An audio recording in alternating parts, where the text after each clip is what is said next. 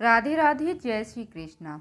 दोस्तों, आप सभी का हमारे चैनल पर बहुत बहुत स्वागत है। आप सभी का दिन शुभ और मंगलमय हो। भगवान श्री कृष्ण की कृपा आप पर बनी रहे। दोस्तों, आज आप सुनेंगे माघ मास महात्म का अध्याय 7वां। इससे पहले की कथा सुनने के लिए आप सभी का बहुत बहुत धन्यवाद। जब कुंडल को नरक की प्राप्ति हुई और विकुंडल को स्वर्ग की प्राप्ति हुई, तब विकुंडल ने यमदूत से पूछा कि तुम मुझे इतना बताने की कृपा करो, कौन से कर्म से मनुष्य यमलोक को प्राप्त नहीं होता है, क्योंकि तुम तो स्वर्ग हो। तब यमदूत कहने लगा कि तुमने बड़ा ही सुंदर प्रश्न पूछा। यद्यपि मैं पराधीन हूँ, फिर भी तुम्हारी स्नेहवश अपनी बुद्धि के अनुसार बताता हूँ। जो प्राणी काया वाचा और मनसा से कभी दूसरों को दुख नहीं देते, वे यमलोक नहीं जाते। हिंसा करने वाले वेद यज्ञ तप और दान से भी उत्तम गति को नहीं पाते। अहिंसा सबसे बड़ा धर्म तप और दान ऋषियों ने बताया है। जो मनुष्य जल या पृथ्वी पर रहने वाले जीवों को अपने भोजन के लिए मारते हैं, वे कालसूत्र नामक नरक में जाते हैं और वहां पर अपना मांस खाते हैं और रक्त का पान भी करते हैं और पीप की कीच में उनको कीड़े काटते हैं। हिंसक जन्मांत काने, कुबड़े, लूड़े, लंगड़, दरिद्री और अंगहीन होते हैं। इस कारण इस लोक तथा परलोक में सुख की इच्छा करने वाले को काया वाचा तथा मन से दूसरे को द्रोह नहीं करना चाहिए।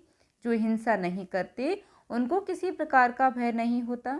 जिस तरह सीधी और टेढ़ी दोनों प्रकार की बहने वाली नदियां समुद्र में मिल जाती हैं, वैसे ही सब धर्म अहिंसा में प्रवेश कर जाते हैं।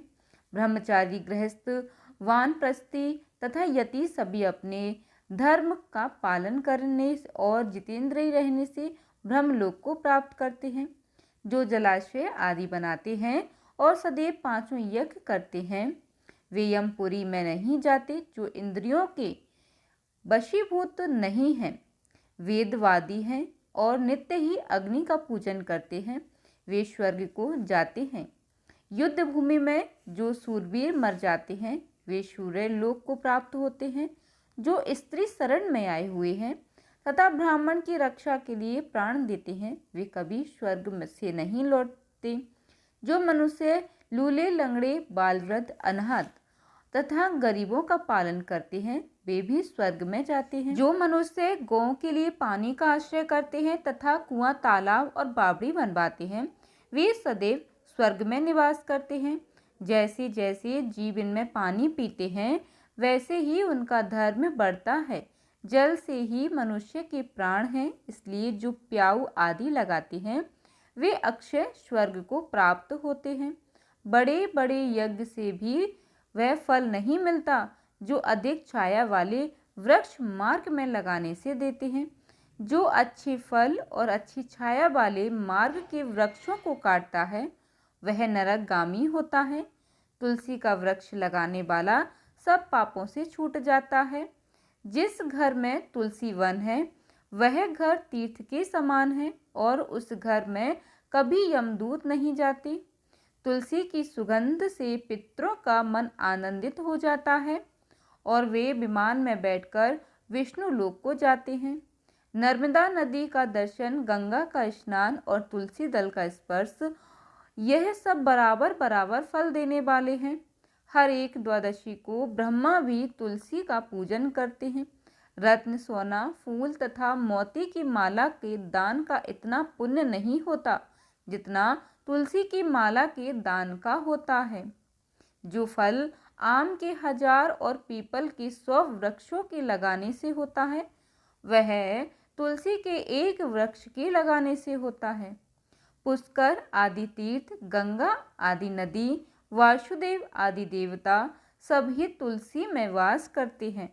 जो मनुष्य एक बार, 2 या 3 बार रेवा नदी से उत्पन्न शिव मूर्ति की पूजा करता है या स्फटिक रत्न के पत्थर में आप से निकले हुए तीर्थ में, पर्वत या वन में रखी हुई शिव की मूर्ति की पूजा करता है और सदैव ओम नमः शिवाय मंत्र का जाप करता है, वह यमलोक की कथा भी नहीं सुनती। प्रसंग तथा अभिमान या लोभ से शिव पूजा करने वाले भी यम द्वार नहीं देखते। शिव पूजा के समान पापों को नष्ट करने वाला तथा कीर्ति देने वाला 3 लोक में और कोई काम नहीं है। जो शिवालय स्थापित करते हैं वह शिव लोक में जाते हैं। ब्रह्मा, विष्णु तथा शिव का मंदिर बनवाकर मनुष्य वैकुंठवासी होता है। जो भगवान की पूजा के लिए फूलों का बाग लगाते हैं वे धन्य जो माता पिता देवता और अतिथियों का सदैव पूजन करते हैं वे ब्रह्मलोक को प्राप्त होते हैं।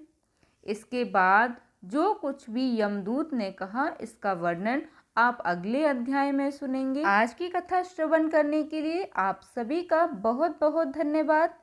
कथा सुनने के बाद वीडियो को एक लाइक ज़रूर कीजिएगा। साथ ही हमारे साथ जुड़े रहने के लिए दोस्तों चैनल को सब्सक्राइब कर लीजिएगा। धन्यवाद दोस्तों। जय माता दी।